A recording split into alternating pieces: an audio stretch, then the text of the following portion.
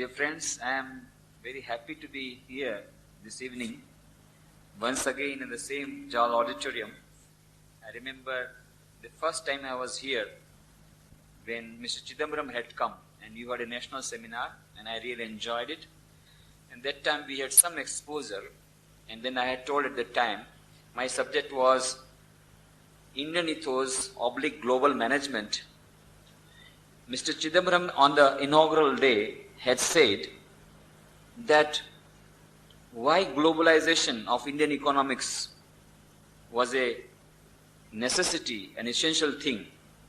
The subject of the seminar was Globalization of Indian Economics, the 21st Century Compulsion. That was the subject, very beautiful subject you had kept, Indore Management Association. And Mr. Chidambaram had explained in detail why this globalization was necessary, how the foreign reserve had come to a basic minimum. But then he said, where is the strength we will have to find out by which we can enter into the global market? That was his first day reaction.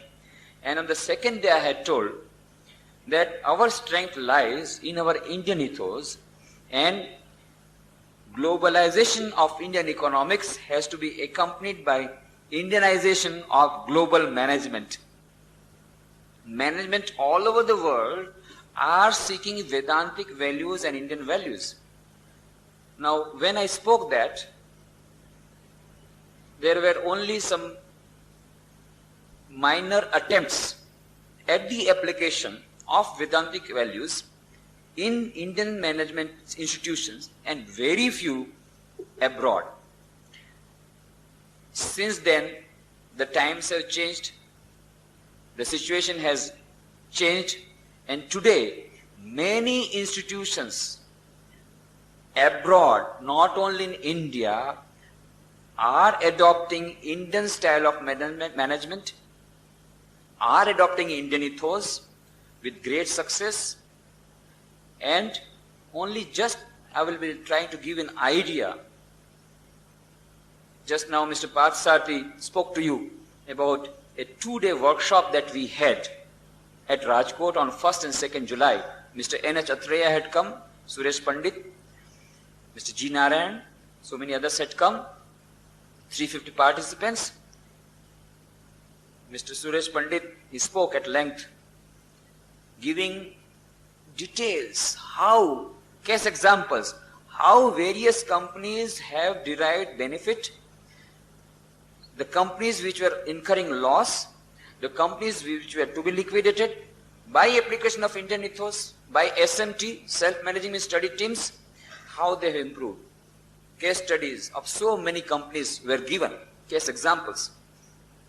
And there mainly we had spoken, we had deliberated on Rajarshi concept of management. Rajarshi. Raja plus Rishi is equal to Rajarshi. What we want is not only a manager, Raja. Now the manager is a Raja. He is ruling the whole kingdom, the top management. That is Raja. But Raja will have to become Rajarshi. Now the vision, Rishi is a visionary and manager is a missionary. Now the ideal leader should be a combination of visionary and missionary. There are many people who can work very hard, they can execute, yes, very good execution, but they cannot see 50 years hence. They don't have the vision. Now there are others who have got the vision, they are rishis, but then they don't have the executive capability. They are daydreamers. That will not do. We want an ideal leader has to be a combination of missionary and visionary. So that is why Rajarshi concept. He should be a good Raja. At the same time, he should be a good Rishi. Rishi, one who can visualize. Rishi, who knows the whole thing that is going to come. This combination is a necessity for not only Indian management, for global management. Why? Because it is an age of globalization.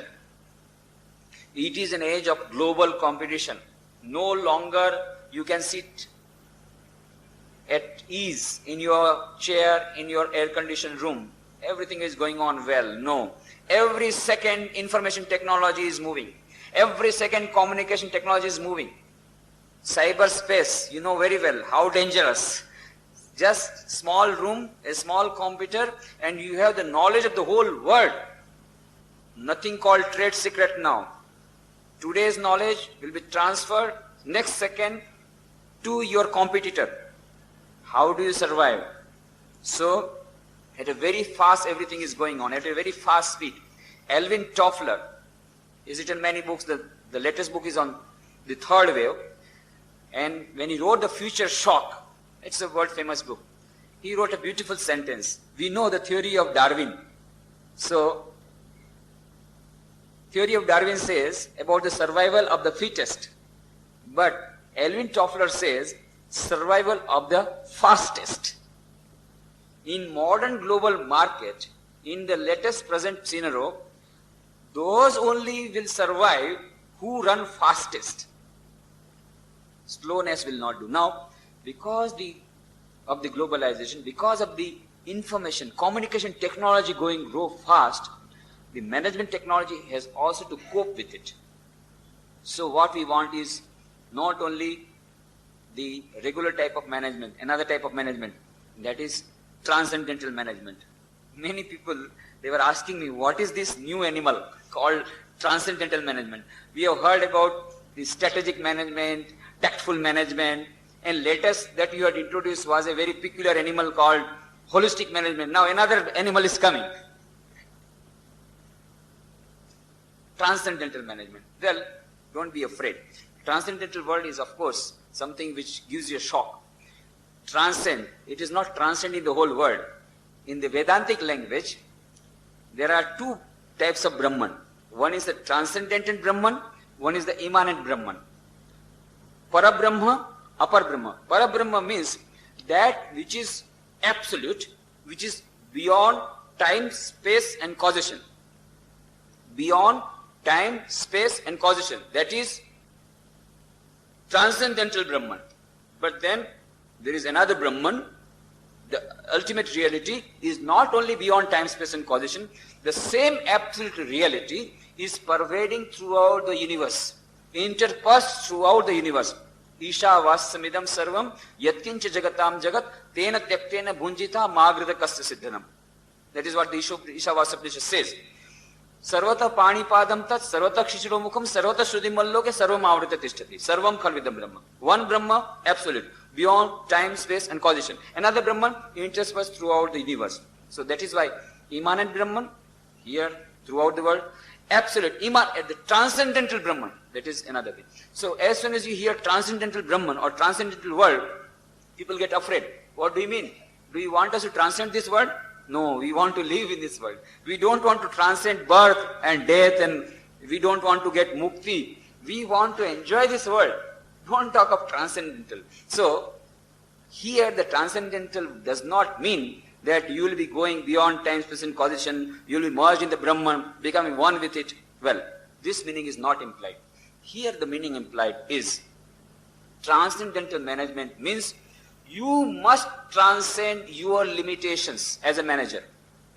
If you want to be a good leader, you have to keep in contact with the latest technologies, and you have to have an inspirational value within your heart, some sort of intuition within your heart, so that you can cope up with the fast speed with which the whole technology is moving. That is why you have to transcend your own limitations.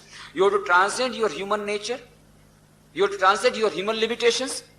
First, you have to transcend your animal nature and animal limitations. Second, you have to transcend even your human nature and be in contact with the divine for some time. That is called inspiration. So, the holistic management and the transcendental management go side by side. If you want that holistic management to be applied, who will apply it? A leader, one who has transcended his own human limitations, can only apply holistic management. So, individual growth. Here, when we are talking about holistic management at the organizational level, some techniques to be applied according to Indian ethos at the organizational level, for which we have talked earlier also. At the individual level, last time when I was here, we had talked about productivity through management of mind. Now, this is the management of mind in such a manner where you transcend the limitations of your mind, transcend the human weaknesses, so that you get some inspiration value. Now, this type of experiments are going on all over the world. You have got a beautiful introduction in the letter that was issued to you, where it's written, Amsterdam-based management expert Mr. Thaysen writes that our world has changed, society has changed, but assumptions about management have significantly stayed much the same. Tomorrow's managers will have to possess new capabilities, imaginative and inspirational. They need intuition. Now, this intuition will not come unless until you have transcended your human and animal weaknesses, unless until your energy level has been increased, unless until you have transcended your lower chakras, what they call in the language of the yoga, the 3 basic chakras. You have to rise at least above the 3 chakras. Then you get this inspirational and intuitive faculty. So, in that book, beautiful book, Rhythm of Management, Mr. Thaysen has written a beautiful book, Rhythm of Management, based on his experiments there in the countries abroad. He is saying, he has put it beautifully, if tomorrow's management fails to accept the holistic paradigm, it is going to have a paradigm paralysis. A paradigm paralysis is a must if you do not now adopt holistic management. I am not saying, Indian Swamis are not saying, Mr. Thaysen, the management expert abroad is telling. And there are so many other management experts now writing books on holistic management, on this on this type of management where transcendental management is a must, and various experiments they have been dealt with. Mr. Thaysen in particular, how he is bringing about this holistic management in the various industries or various organizations that he is working is through Kundalini Yoga. Arousing the level of energy and rising the level of the mind to an extent where inspirational faculty is available through Kundalini Yoga. And he has made experiments. There are regular classes on meditation. Now, Kundalini Yoga, you must have heard, Kundalini is what you call serpent power. At the base of our spinal cord, there is a chakra called Muladhara, where this Kundalini Shakti, the serpent power, is lying dormant. When this Kundalini Shakti is aroused, there are 3 types of nerves in our human body, in the language of the yoga. Ida, Pingala and Sushumna. Sushumna is in the middle. When this Kundalini Shakti, the serpent power, rises from the Muladhara, from the Sushumna, reaches various centers. There are 6 centers. The 3 centers below the navel. And when it reaches the heart center, then the spiritual energy starts flowing into the human psyche. This is called Anahat Chakra, the heart. And then the Agna Chakra, where you get the third eye opens, as it were. They say, sometimes you will find Shiva. There are calendars, photographs of Shiva. You will find there is another eye here. Well, this is only suggestive that your intuitive faculty opens when the Kundalini Shakti rises to the Agna Chakra. This is called Agna Chakra. Anahat Chakra, Agna Chakra. And then there is final thing, is Sushumna. When the Kundalini Shakti rises to Sushumna, with the topmost center, one gets the infinite power. One merges into the infinite. This is called Kundalini Yoga or the Raj Yoga. It is based on these experiments that Mr. Thaysen wrote, and how the modern managers, they are able to cope with the latest technology, to cope up with the problems that are arising out of the stiff competition of the global market, have been experimented with, have been told there, and he has been conducting various classes. So, he has worked with this Kundalini Yoga. Now, this Kundalini arousal, according to many, is only through Raj Yoga. But in our tradition, of Ramakrishna mission, we believe this Kundalini can be aroused not only by this Raj Yoga, not only by this meditation process, but by all the 4 yogas are competent enough to arouse the Kundalini. So Ramakrishna Mission preaches the harmony of all the 4 yogas, and there are various advantages attended with it, because there are many persons who are not competent to undertake the arousal of this Kundalini without the guidance of a personal guru or a personal teacher. Sometimes accidents also do happen. When the process of this Kundalini arousal is not proper, then sometimes there are some side reactions. The brain also gets sometimes deranged, and that is why what we normally say is a combination of all the 4 yogas. So first, Transcendental Management, how this transcendence, if you really transcend the human limitations, and if the Kundalini is aroused, and if you reach a real level of that spirituality, how you become an efficient leader, both a visionary and a missionary combined, an ideal Rajarshi, how you become, how it is useful, and how it affects, and then how to get it. These are all some of the things we will try to discuss in brief. Now, in that seminar, of today's seminar, where the Rajarshi concept of management was given, I had narrated the role model, how Swami Vivekananda can become a role model of this Rajarshi concept, where we find this successful transcendental management being demonstrated in a personality. How he was a leader who could inspire others, was a hero who could make others hero. A real hero is a hero who can make others also heroes. Swami Vivekananda was such. Even persons like Swami Adbhutananda, his Guru Bhai, was made a hero, a spiritual hero. How? Just because of his heroic qualities. Swami Adbhutananda was a Guru Bhai, a brother disciple of Swami Vivekananda, and he was illiterate in the real sense of the term, did not know how to write his name. And you know, Sri Ramakrishna was also not much literate, but at least he could write his name. Now, Swami Adbhutananda, he was a servant, a boy. As a boy, he used to serve in some of the household disciples. So he was brought to Ramakrishna, and he found Ramakrishna, he found that atmosphere very well. Ramakrishna also said, yes, I also need a servant, so put him here. So Latu was his original name, started staying with that, Latu, that boy.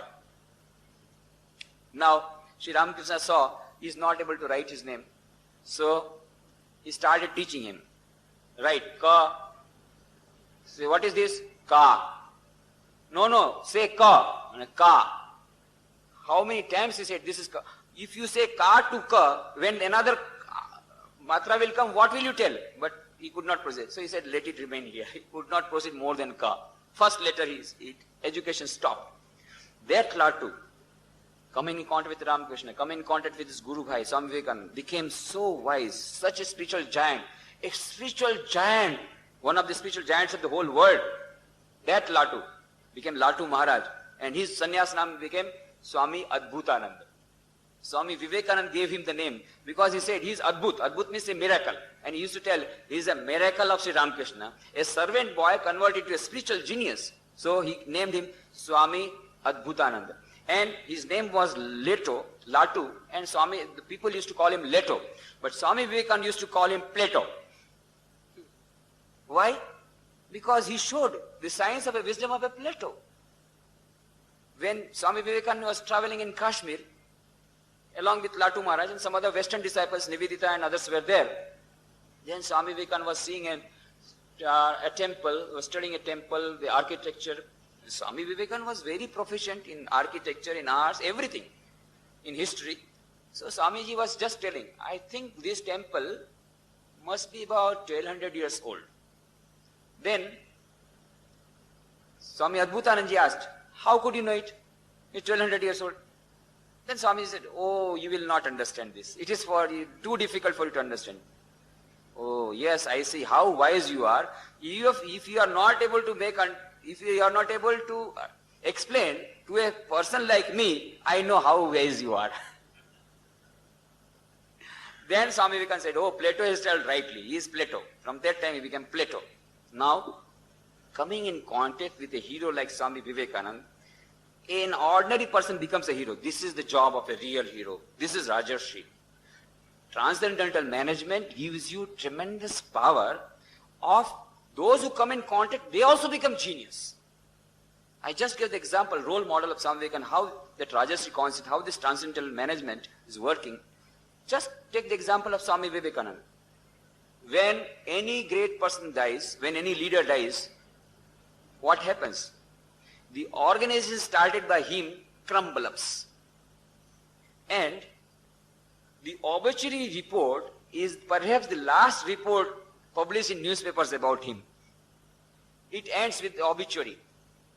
That is the last report. But here what do we find in Swami Vivekananda? When he went to America in 1893, at Chicago Parliament of Religions he spoke, American newspapers were flooded with the news item of Swami Vivekananda. Some of the newspapers wrote, he is an orator by divine right. New York Herald wrote, the greatest figure of the Parliament of Religions is Swami Vivekananda. After listening to him, we feel how foolish on our part to send missionaries to India.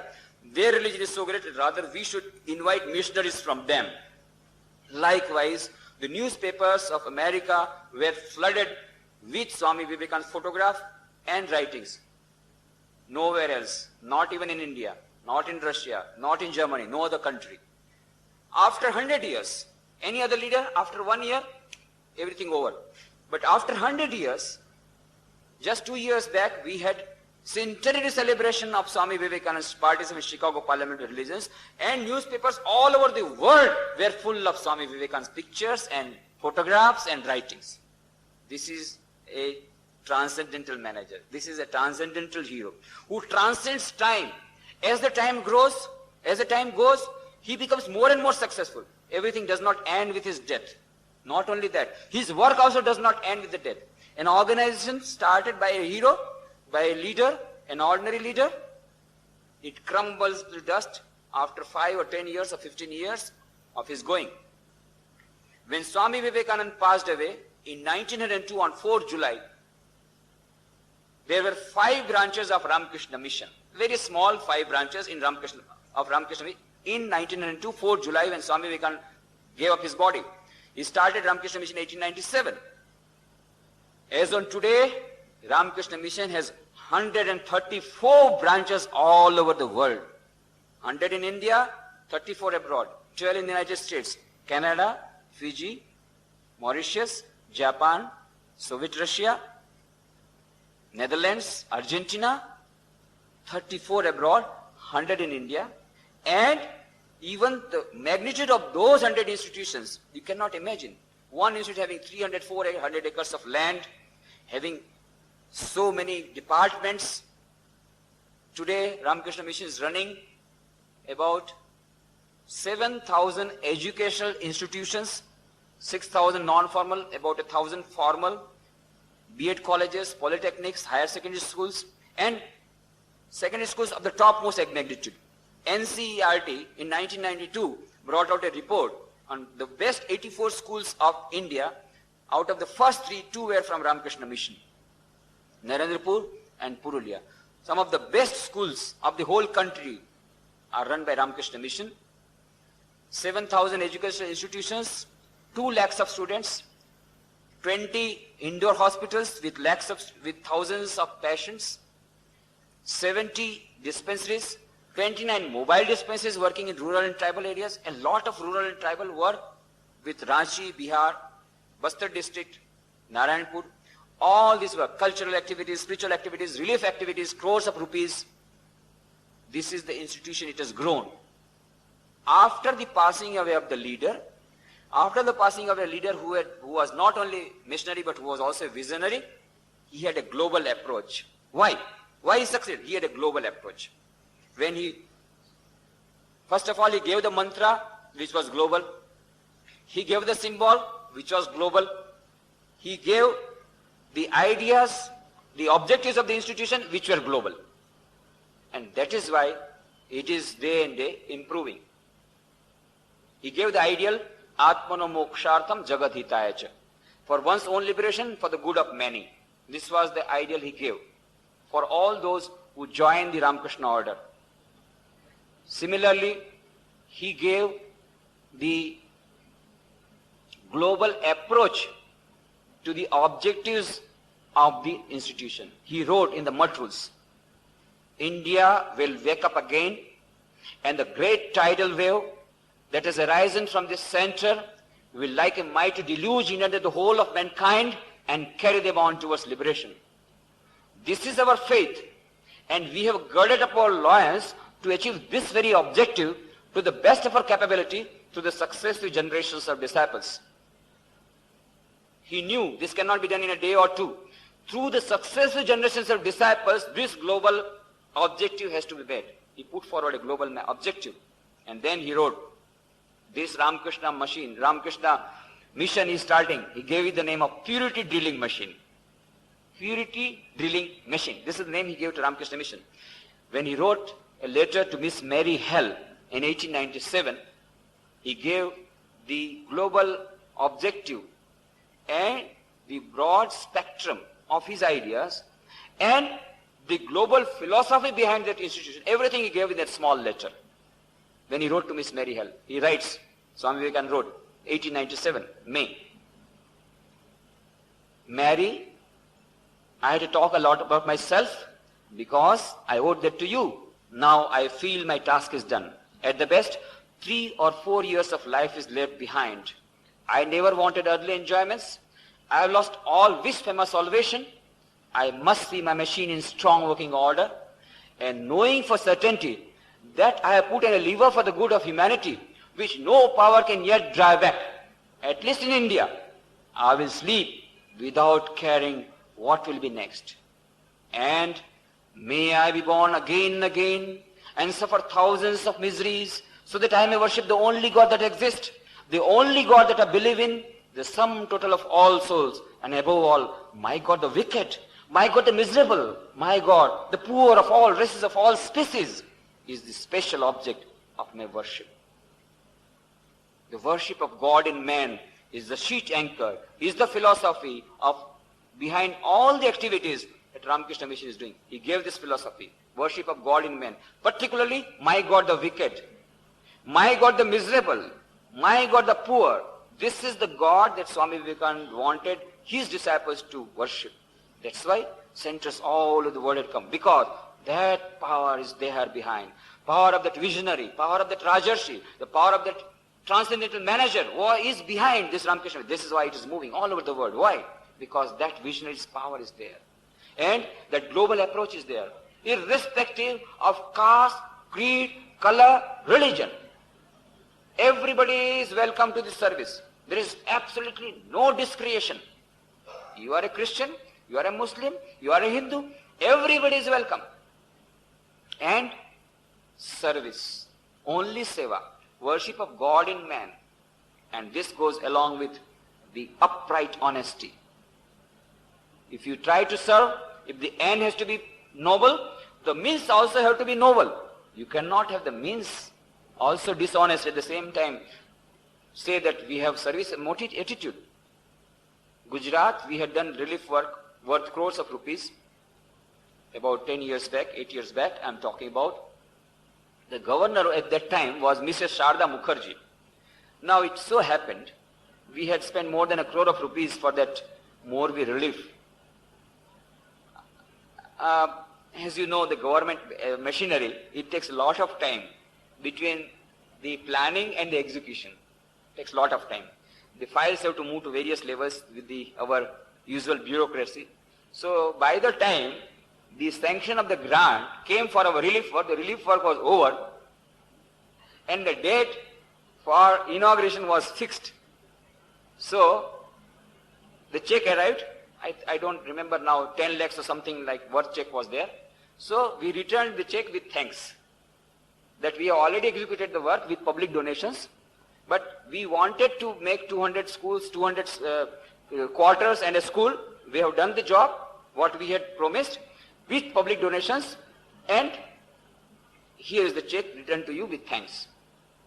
Mrs. Sharda Mukherjee during the inaugural ceremony told, this is the first time we have come across a voluntary agency returning the check, returning the grant, and that also after finishing the work, not before finishing the work. Executing the work and yet returning. Now this particular type of integrity that goes along with, and this is why it is going like this, because Swami Vivekananda gave micro details. He said, no, not a single paisa should be unaccounted.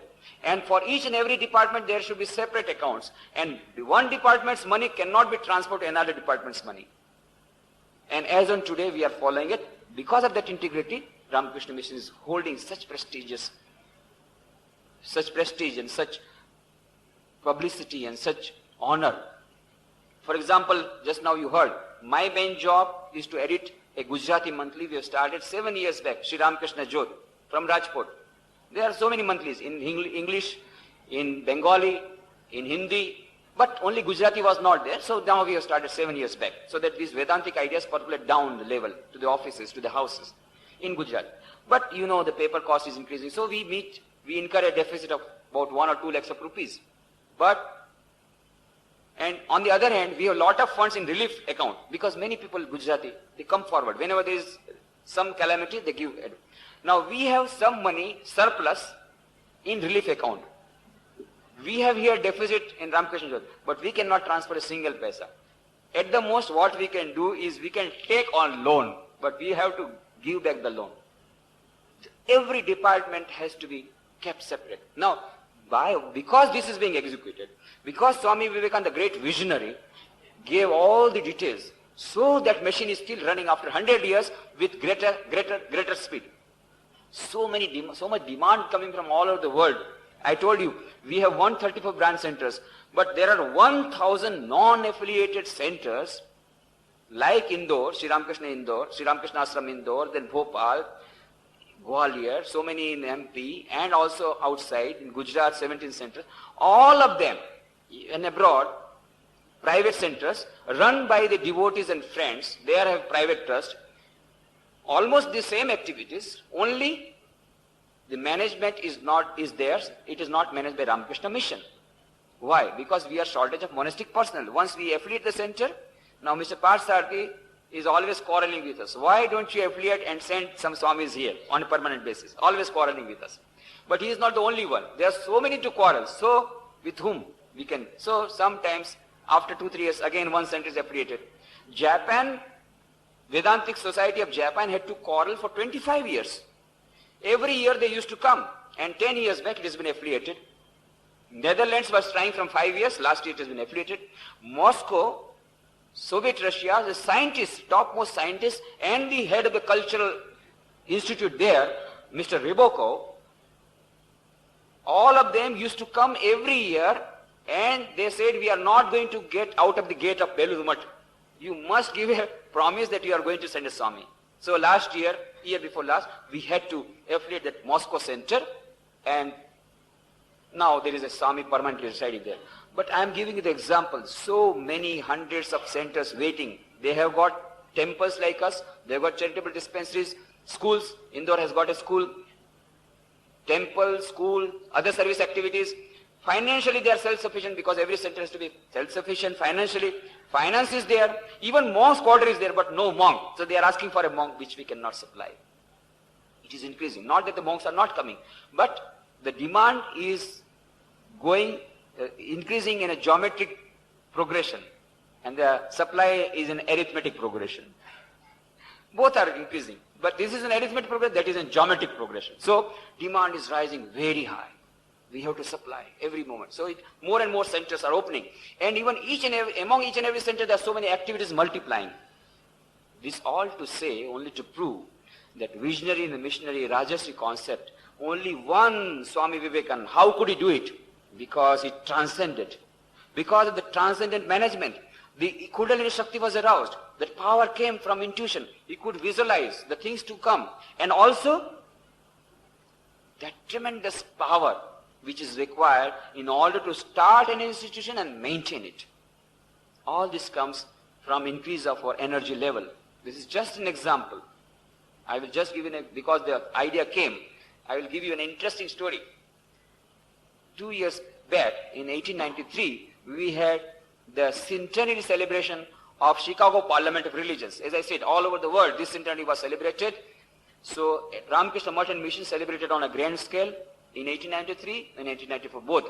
Now, we had a 5-day meet at the Netaji Indore Stadium, where experts, scholars from all over the world came, and there were 15,000 delegates in Netaji Indore Stadium.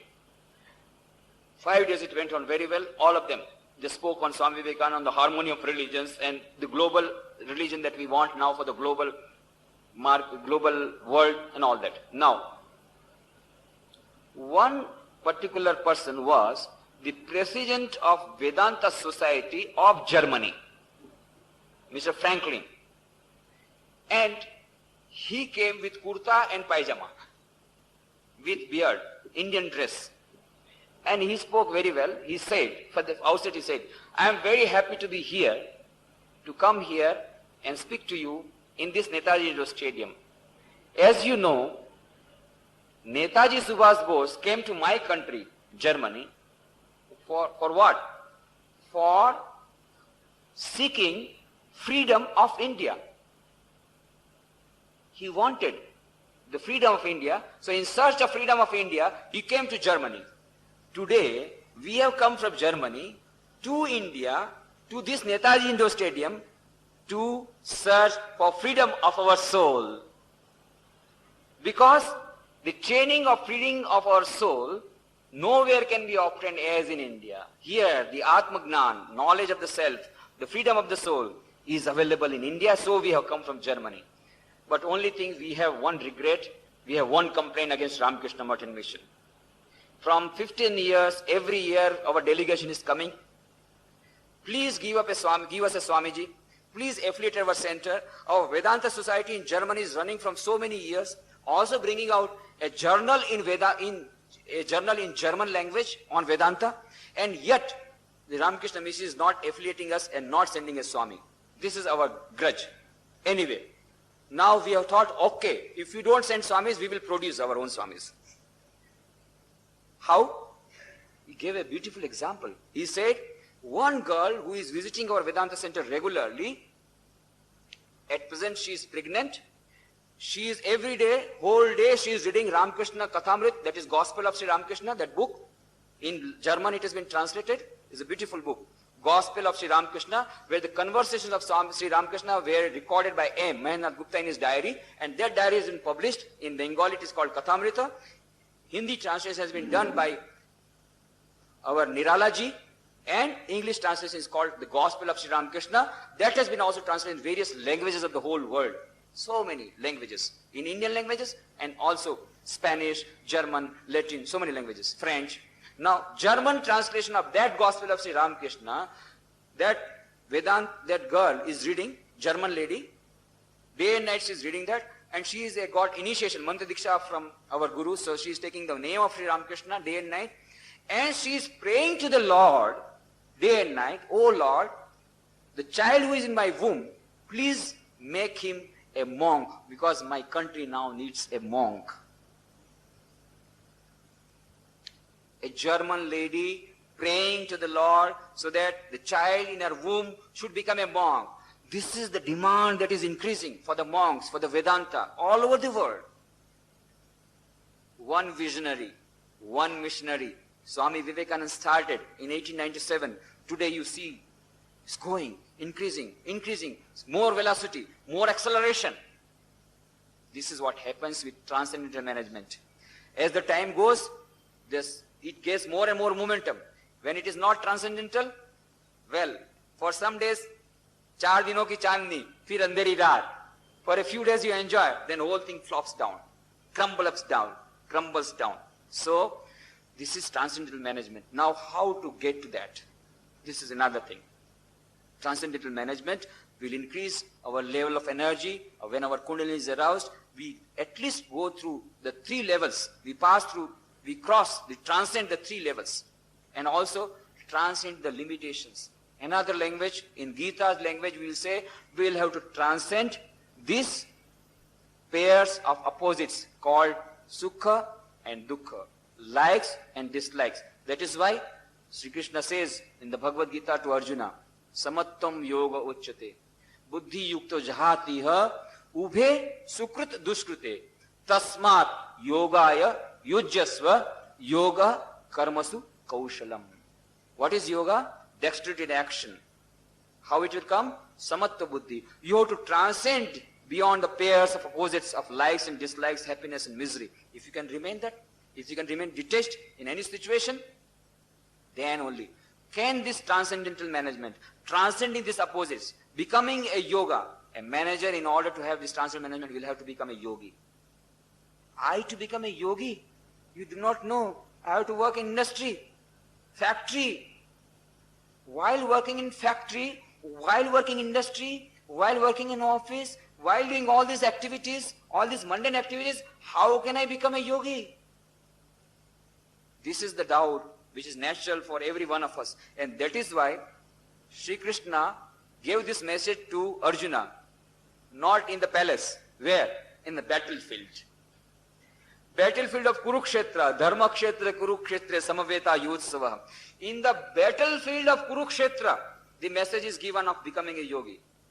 If it can be practiced on the battlefield, well, your industry is not making such a noise like a battlefield. It is at least less noise. You can practice it in the industry, you can practice in the factory, you can practice in the office. Becoming a yogi does not mean giving up your dress, giving up your wife and children, giving up your home. No. Arjuna wanted it. Sri Krishna admonishes. Why? Speaking like a fool. Why do you want to give up the world? Remain in the world and become a yogi. Do all the activities and remain a yogi. You have to transcend your pairs of opposite, but you don't have to transcend your daily routine. You don't have to give up your daily routine. You don't have to give up your actions. Yes, remain in the world and yet be away from it. Brahmanyadhaya karmani sangam tyakta karotiya lipyate nasa papena padma patram mivambasa. Remain in the water like a lotus. Lotus lives in the water. Remain in the world like a lotus in a pond of water. Lotus is there on the water. Lotus comes on the leaves, but it falls away. It does not remain there. Live in the world. Don't become worldly. Living in the world is all right. Sri Ramakrishna beautifully describes this. Some devotees came to Sri Ramakrishna. Sir, can we realize God? Can we transcend our limitations? Can we become yogi while living in the world? Then Sri Ramakrishna says, surely, why not? But remember one thing. If the boat is there in the water, no problem. But if water is there in the boat will sink away. So you remain in the world, that's all right. The world should not live in you. You should not have worldliness in you. Then you will sink. Remaining in the world and yet not getting attached to the world is the specialty of transcendental management. And the more this attachment, this spirit of detachment is developed, the better will be your decisions. Most of our decisions, why do they not click? Swami Vivekananda gave a beautiful explanation. He says, I have studied throughout my life. Whenever I made a mistake, I discovered whenever selfishness entered into my mind, that time I made a mistake in decision making. And whenever there was unselfishness, when the selfish approach was not there, when the mind was clear, the decision went right straight and I got success.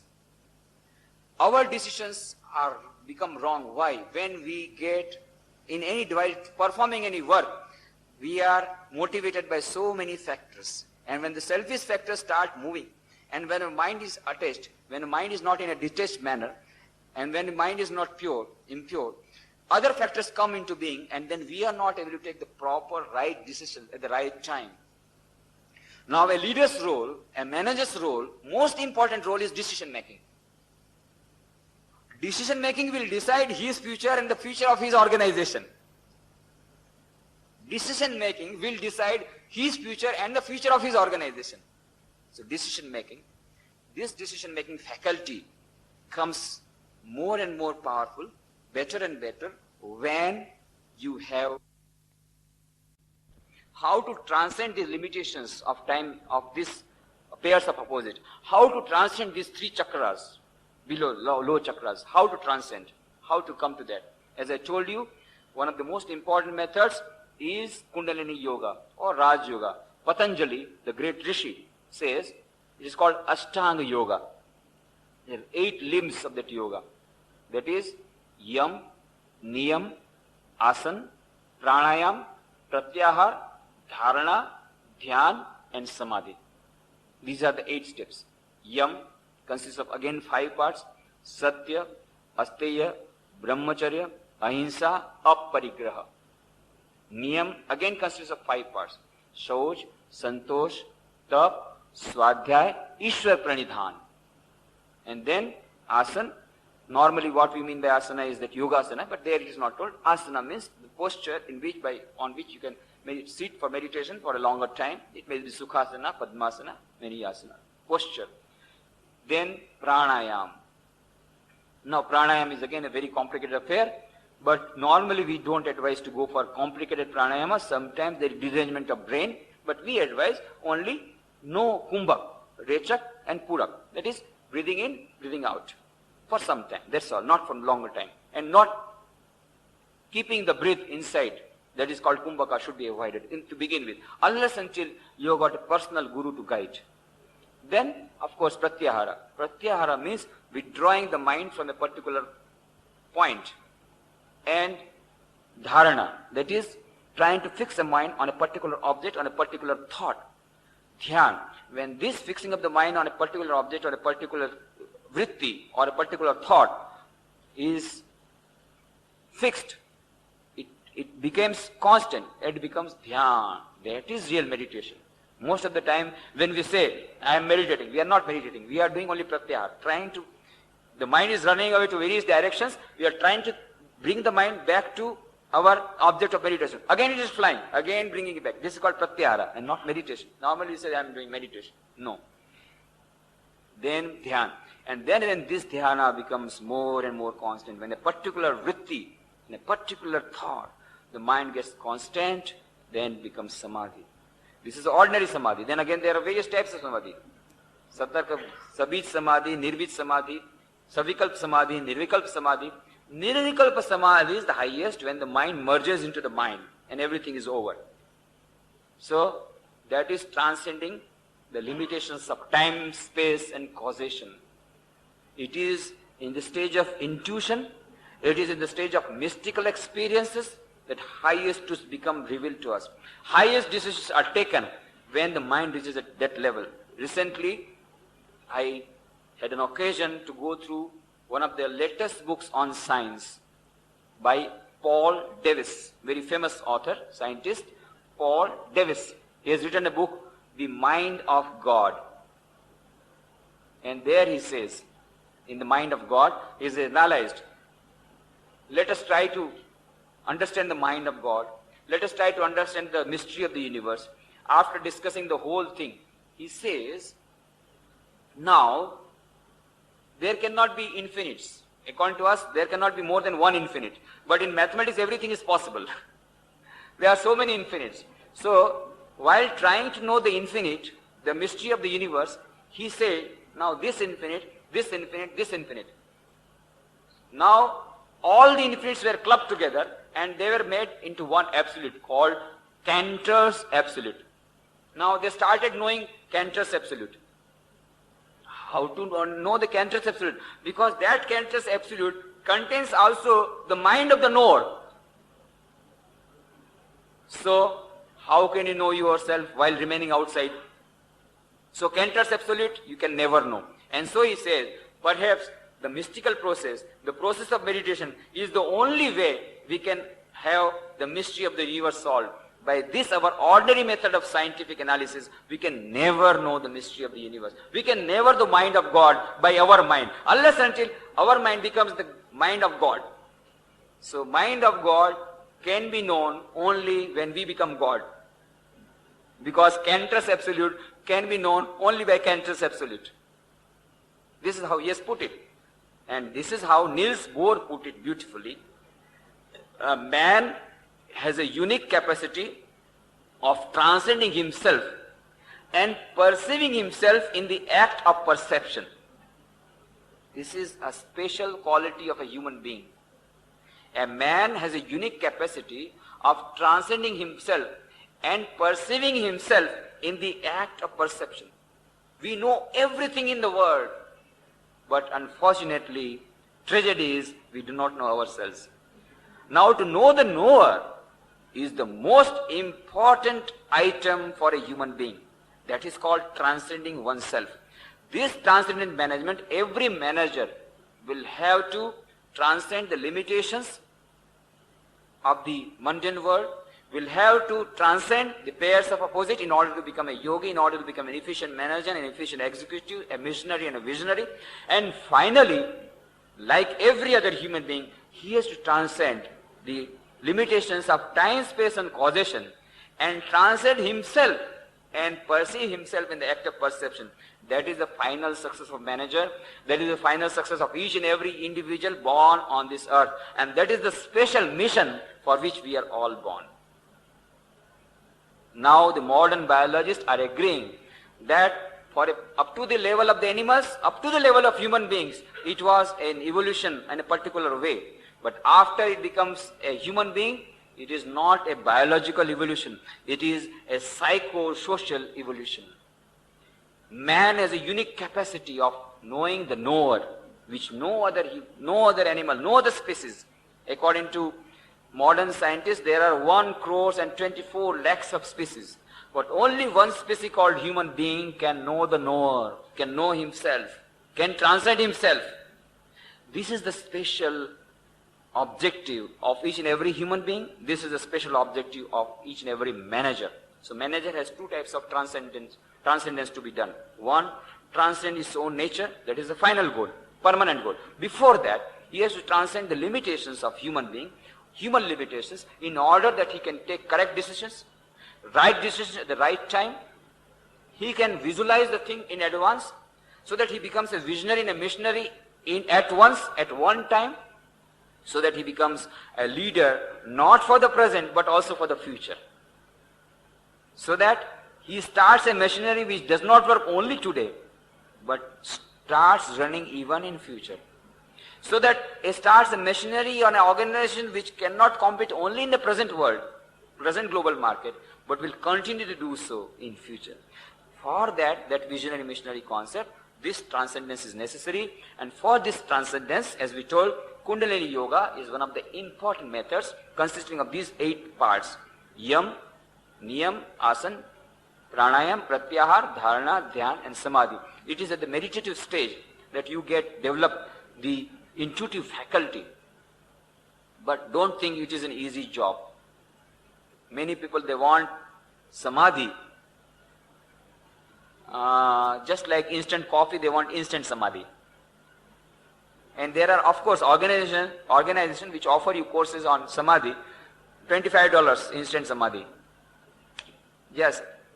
And we want only not even 2 days workshop. No, 2 days workshop is too much. My life is very fast. Can you give me an instant Samadhi? Take more dollars.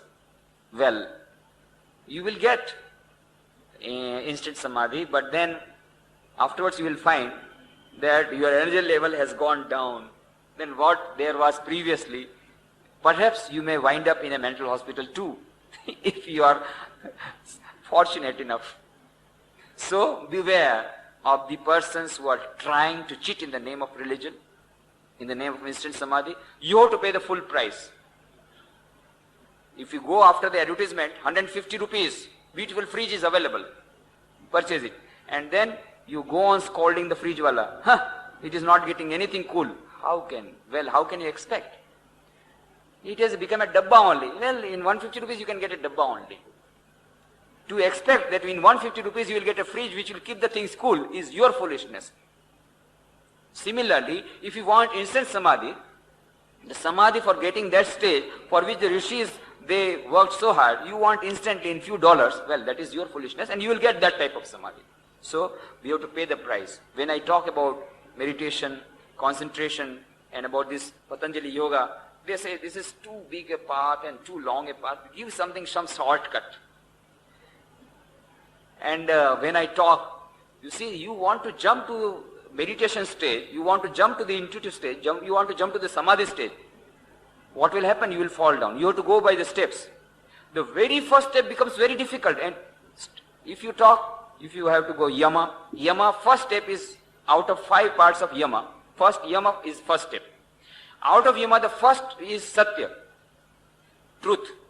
Well, to follow truth is very difficult nowadays. Swamiji, these are all theoretical talks. We have to be pragmatic. Nowadays, nothing moves. They are becoming truthful. So I cannot follow the truth. It is impossible to follow the first step of Ashtang Yoga. But I want to jump to the 8th step. Impossible. If following Satya is very, very difficult, the 8th step is still more difficult. Of course, sometimes you have to make a compromise. Well, but then you will have to also make compromise there. Beware. You have to be ready for that. You have to pay the price. So this is one Ashtang Yoga. But unfortunately, we have got other yogas also. This is, as I was telling you, Swami Vivekananda gave a global concept, a global philosophy, a global objective to the organization called Ramakrishna Mission, and he also gave a global symbol, emblem. You may find in Ramakrishna Mission's booklets, when you purchase outside, there are books available on bookshop. You will find a symbol where there are 4 things. One is the serpent, one is the sun, one is the lotus, there are waves of water, and there is one swan. And down below you will find it is written, Tanno Hansa Prachodayat. Now this is the emblem designed by Swami Vivekananda himself. He was in America and the trust deed was registered of Ramakrishna Math in 1901. He himself designed. He said the emblem should be such so that we get the overall philosophy, the overall approach of the whole organization in that emblem. Now what is that emblem representing? The serpent is representing the Kundalini Shakti, the power of Kundalini. Now this serpent power, when it rises from Muladhara up to Sahasrara, it moves in a serpent way. Serpent way. That is why that serpent power represents Kundalini Shakti. That means it represents Raj Yoga. Method of through meditation arousing the Kundalini Shakti. Second, lotus represents love, represents devotion. That is Bhakti Yoga. Sun, that represents knowledge. That is Jnana Yoga. Jnana Yoga says, try to discriminate what is real, what is unreal, what is your real nature. My real nature is Chidananda Rupa Shivoham Shivoham. I am infinite knowledge, infinite existence, infinite bliss. This is Jnana Yoga. Trying to remove the ignorance, the cloud of ignorance. Many people were telling, Swamiji, you are trying to hypnotize us. In America, many people told, Swami, you are trying to hypnotize us. Always telling, you are infinite, you are blissful, you are not a sinner, you are trying to hypnotize us. Then Swami said, Madam, I am not trying to hypnotize you, I am trying to de-hypnotize you. You are already hypnotized. By constantly thinking we are weak, we are body-mind complex, you are forgotten your true nature. I want to de-hypnotize you and tell, no, your soul's immortal, spirit's free, blessed and eternal. You are not matter, you are not bodies. Matter is a servant, not he the servant of matter. Ye, the children of immortal bliss. This is Vedantic concept made from our experience. Our rishis have seen it. It is not theory. And this is the difference between the Western psychology, the Western philosophy, the Western mode and the Indian mode. Western people will say, what is a man? Well, man is a social animal. Immediately the reply will come. But Aristotle says, no, man is a political animal. But after all, he is an animal. Alvin Toffler says, no, man is an economic animal. But he is an animal. But what Vedanta says, what Indian ethos says, Shurvantu Vishve Amritasya Putra Aye Dhamani Divyani Tastu. Ye the children of immortal bliss. Ye are the children of immortal bliss. Amritasya Putra. You are not sinner. You are not a human being. You are not an animal. You are the children of immortal bliss. There is that Atman, powerful dimension within you. Behind each and every one of us. Whether you are a sinner, whether you are a rich, whether you are poor, whether you are a man or a woman, behind each and every human being, there is a spark of divinity. When this was told by Swami Ranganathanji in Australia, in TV, interview was taken. Small children were seeing. They immediately asked Swamiji, we do not know anything about spark of divinity. You say, behind each and every one human being, there is a spark of divinity. How can we believe it? We have not seen it. Small children sometimes ask very wise questions, and sometimes baffling questions also, complicated questions also, small children. Then Swamiji replied, bring a matchbox. A matchbox was brought. TV is going on. Now, is there fire inside this matchbox? Just see, open it. No, no fire. Okay, take out a stick. Just strike it. Strike. Is that fire? Yes. So fire was there. Otherwise, how could it come out? Yes, yes, it was there. But I didn't see it. Yes, that is how the Atman is there. Hidden. But you have to strike. The spark will come. At present it is not coming because you are not striked. Strike it, it will come out. That is why it says in Kathopanishad, Esha sarveshu bhuteshu gulo atma na prakashate drishyate tvagraya buddhya shukshmaya shukshmadarshibhi. This Atman is hidden behind each and every human being. Hidden. But if it is hidden, it is not visible to all. Then how can we believe? Well, the next sentence. Esha sarveshu bhuteshu gulo atma na prakashate drishyate. So some it becomes visible. To whom? Drishyate tvagraya buddhya. One whose mind is one-pointed. Shukshmaya shukshma buddhi. Those whose minds are one-pointed, extremely fine intellect, they have seen this Atman. That is the proof. This was the question before Narendranath, a college student studying in General Assembly College, and he used to go every saint, well, you speak about God, you speak about Atman, I don't believe it. I am a science student. You must prove it to me. Nobody could prove it. Nobody could prove it. Went to Devendranath Tagore. He heard Devendranath Tagore is a great saint. Went to Devendranath Tagore. He was living at the time in a boat, meditating, doing sadhana. Went there, Maharshi Devendranath Tagore, great bearded man. Sir, you talk about God. Have you seen God? Devendranath Tagore kept mum. After some time he says, my dear child, you have the eyes, those of a yogi. Narendranath just sat down. My God. I am asking the question, have you seen God? He is telling me your eyes are beautiful. But I don't want my appreciation. I want the reply of my question. Nobody is able to reply. Became dissatisfied. One day in the college, the English professor was absent, and so the principal, Professor William Hastie, he came to take the English class. He was teaching them the poem of Wordsworth called The Excursion.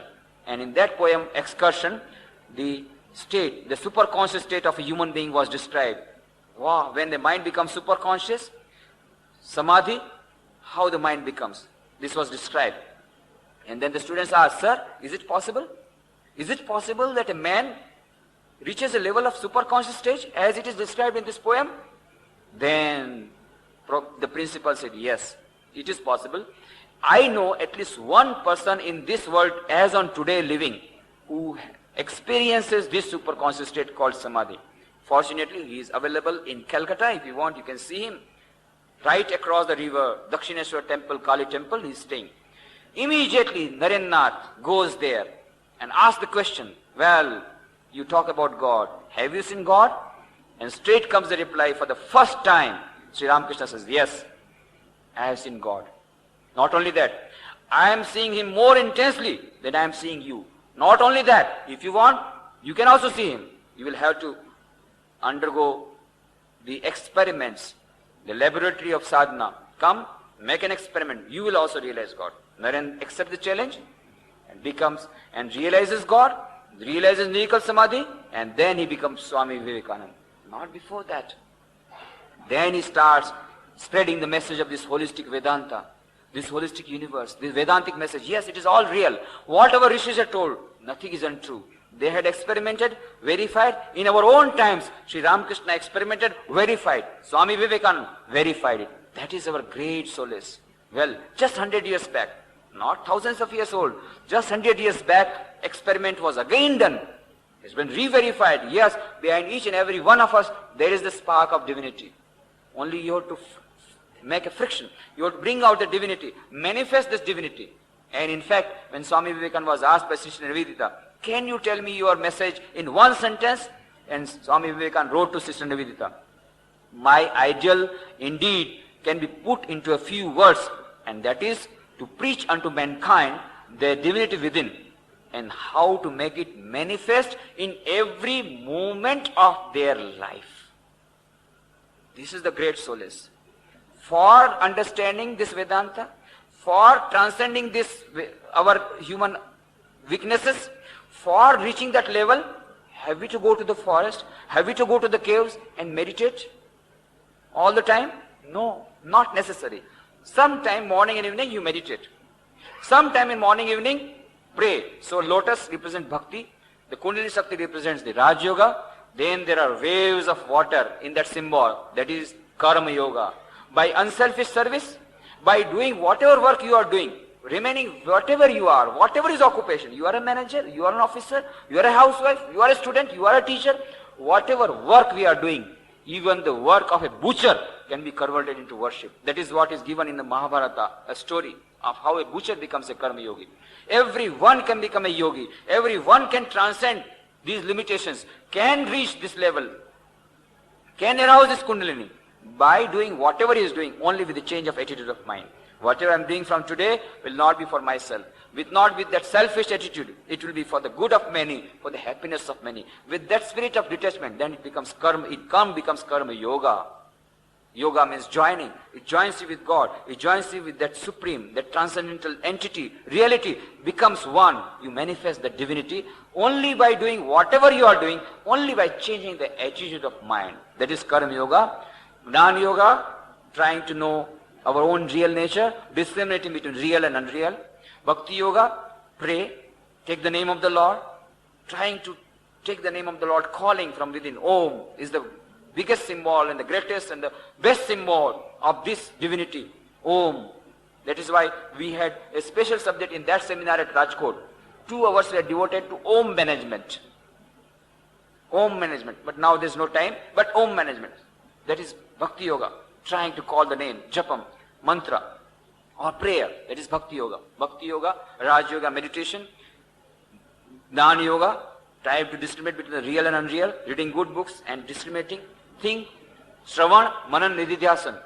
First read, first listen, then trying to meditate, cogitate, argue, and then finally meditating on that. That is, and then the Karma yoga, unselfish service, doing whatever work with detachment, the spirit of detachment. These 4 yogas leads us to the supreme, that is Swan. Swan is Hansa, is equal to Paramahansa, is equal to Paramatman. Tanno Hansa Prachodayat. If we have combination of all the 4 yogas, we will reach the supreme. And Swami Vivekananda said, the future man should be ideally a combination of all these 4 yogas. Why? Integral yoga. Why? Because each and every human being has got all the 4 faculties. We have got hands to work. Why not work for the good of others? We have mind with which we can meditate. So meditate. We have heart to feel. So feel for the others. And also we have an intellect. Feel for the others, feel for God, prayer. This is all Bhakti yoga. And intellect by which you can discriminate. Jnana yoga. We have got the faculty for all the 4 yogas. Make use of all the 4 faculties and reach the supreme goal quicker and transcend all your limitations. This is holistic management. This is holistic living. Every manager, every human being in fact has to do this. But a modern manager will have to do it quickly, otherwise he will be wiped out of the competition. It has to be a holistic approach. The whole world is becoming one. It is a global world now. Everywhere global market, global competition, global things are going on. It is all on universal scale. Vedanta is the only religion which gives you the universe, this global approach. Irrespective of caste, creed, color, religion. It does not say a particular God. It does not say a particular religion. It does not say a particular person. Irrespective of caste, creed, color, religion or nationality, it is applicable throughout the world. And this concept, because that entity is behind each and every one of us, and we have to work this out without changing the occupation of our mind. That is the greatest blessing. That is why Swami Vivekananda said, somebody asked, what new thing you have done? You all preached Vedanta. You have done nothing new. He said, yes, I have done something new. What? Shankaracharya, he brought out the Vedanta, but he put it in the forest. It is reserved for me to take this Vedanta to the door of each and every human being, to the fisherman, to the manager, to the teacher, to the student, in the houses, in the marketplace, in the shops, in the factories. That is why when Sister Nivedita wrote about Swami Vivekananda, Sister Nivedita writes beautifully, this is the realization which makes Vivekananda the great preacher of karma, not as diverse from, but as expressing Jnana and Bhakti. To him, the workshop, the farmyard, the laboratory are as true fit scenes for meeting God with man as the door of a temple or the cell of a monk. This is the specialty of Swami Vivekananda. This is the holistic management. This is the holistic living. And we can do it, we can realize this by combining all the four. Meditation, prayer, japam and prayer, meditation, Kundalini Yoga, japam and prayer, Bhakti Yoga, unselfish service, doing all what activities we are doing in the spirit of service, and the fourth, Jnana Yoga. We combine all the four, we can do it. Now, just to give you a glimpse of how the energy is aroused, how they have experimentally verified by EEG machine.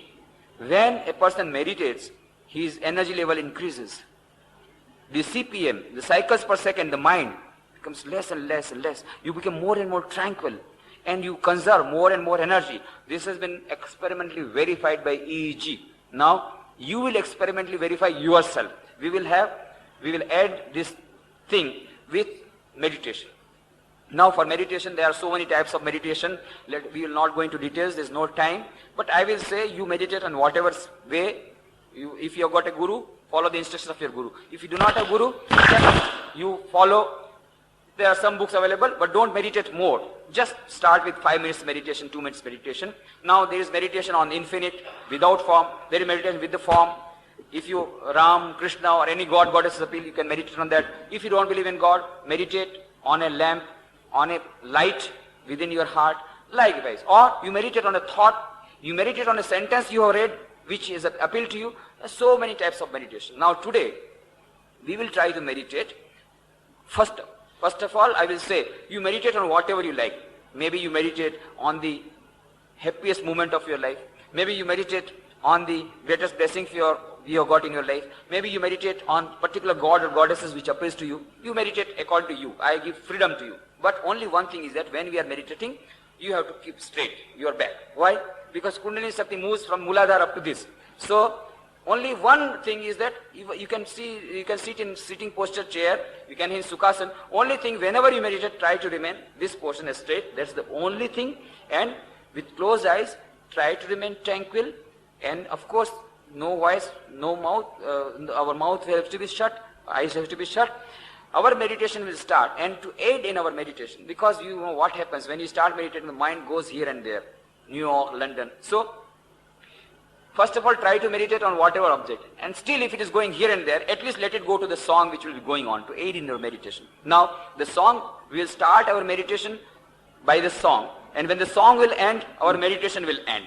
And this song used to be sung by Swami Vivekananda himself. And it was a favorite song of Swami Vivekananda. It was a favorite song of Ramakrishna. Swami Vivekananda was a great singer. Ramakrishna was a great singer. But whenever Swami Vivekananda would sing so many songs, Ramakrishna said, don't end before ending with that song. तुझसे हमने दिल को लगाया, जो कुछ है सो तू ही है, एक तुझको अपना पाया, जो कुछ है सो तू ही है. That is a song written by Zafar Ali. He was in the darbar of Bahadur Shah, the last Mughal emperor. And he was a Sufi poet. The thoughts that have been given here, practically the whole Vedanta has been given. What does Vedanta say? Behind each and every one of us is that Atman, infinite soul, infinite existence, knowledge and bliss. That is not only in me, but in every one of us. So the whole world is permeated with this divine. What will happen? If we start practicing it in our daily life, tomorrow, supposing our maid servant has made a mistake, immediately the anger will come and the thought will come, Jo kuch hai so tu hi hai. Oh, in that maid servant is also that God. Oh God, I am sorry, but I have to say that please don't repeat it. Anger will not come. But of course, the corrective measures has to be taken. We will take it corrective measure, but we will not be agitated. Because God is there in the maid servant. We are going to the factory. It comes. Temperatures come. Here. You are going to burst. Immediately when a person who has committed a mistake. Oh, jo kuch hai so tu hi hai. In that house is God. Okay. But I have to correct him. So we will tell the same thing, but with peace of mind, with tranquility. What will happen? Today what happens? When we go to the office, already we are agitated. We go with an agitated mind to the office, we come doubly agitated from the office back and put all our anger into the house, and the whole house is burning and we do not have sleep. Naturally, how can you sleep with lot of this fire going on within? So no sleep. So next day morning, already we are agitated, we have got up from the bed. Already, because no sleep. With any tranquilizer you cannot have sleep, your mind is agitated. And you start with the newspaper, and Mr. N. Sathreya had come recently. He said a very beautiful thing. Please do not start your day with the newspapers, because newspapers are bad, newspapers are sad, and newspapers make you mad. Full of news items. What bad things are happening everywhere. It will not say what good things are happening. You will find, if any good thing has happened, very small news item they may or may not give. But any bad thing has happened, immediately they will give. Oh, so much of corruption there, so much of bad thing there, so much murder there, so much theft there. So all bad news and all sad news. Happy news will not be given. Somebody's birthday greeting, no, not there. But murder, yes, it will be there. And with photograph. So newspapers are bad, newspapers are sad, and they make you mad. So at least not in the morning. So don't start. So, but we start our day with this bad, sad and mad, and then we become mad, and then we lost looking after so many persons' fault, wife, children, and then already made agitated, and then going there, putting our anger on our subordinate. Subordinate cannot tell you anything because you are the boss. But what does he do? He goes back to his house and he starts scolding his wife, because after all that pressure has to be released somewhere. So the circuit is complete. Your wife scolded you, you scolded your subordinate scolds his wife. The circuit is complete. This is what is happening. Why? Because we have not transcended our human limitations, our jealousy, our anger, our envy, and all that. Now with this meditation, with this prayer, with this holistic approach, no, each and everybody is a human being, not only human being, each and everybody is divine. Behind each and every one is that spark divine. Let us worship. Let us give respect to others. Of course, we will have to correct. We will correct him, not with an agitated mind. Let us take all our decisions with a calm and quiet mind. You will find the decisions are always right. Decisions are carried out, and without any fuss, without any agitation, without your blood pressure increasing, without any heart problem coming to you, without any tranquilizers being needed for your sleep. Everything is going on well. With this tranquility of mind, decision is better. With this holistic approach. So, we will end our whole program also with that meditation. We start our meditation, close our eyes, with the song starting, our meditation will start. With the song closing, our meditation will stop. And then we'll go on meditating on the song and trying to practice this holistic life, this holistic management, this transcendental management in everyday life. I'm sure you are going to get result. Right from today you will get result. Right from today, if you start application. So start.